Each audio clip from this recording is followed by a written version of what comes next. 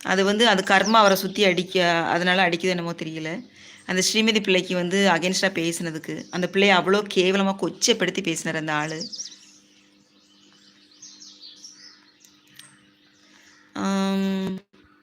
ஒரு கவர் நடந்தால் அதை கண்டுக்காமல் போவதுதான் மனிதனின் குணமாகி விட்டது.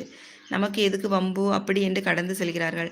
அதனால்தான் குற்றம் அதிகமாகிக் கொண்டே இருக்கு. எஸ் எஸ் எஸ் அதான் மனிதன் மனிதன் மனிதத்தன்மையை இழந்து கொண்டு இருக்கிறான். அதனால தான் அவன் மனிதத்தன்மையை இழக்கிறான்னு அர்த்தம். அதுக்கு அர்த்தம் என்னன்னா வந்து அவன் மனிதனாவே இல்லை, மனிதன் பேயா மாறிக்கிட்டு இருக்கான்னு அர்த்தம். எனக்குள்ள ஒரு பிரச்சனை நடக்குது என்றால் 5 பேர் சேர்ந்து கேட்டால் பயப்படுவார்கள்.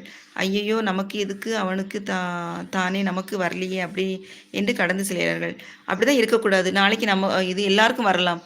அதனால வந்து எங்கே அநியாயம் நடந்தாலும் யாருக்கு எந்த இது நடந்தாலும் அது பெரியவங்களோ சின்னவங்களோ பணக்காரங்களோ ஏழைங்களோ ஜாதி மத பேதம் இல்லாமல் ஒரு மனுஷன் இன்னொரு சக மனுஷனுக்கு அநியாயம் நடந்தால் குரல் கொடுக்கணும்.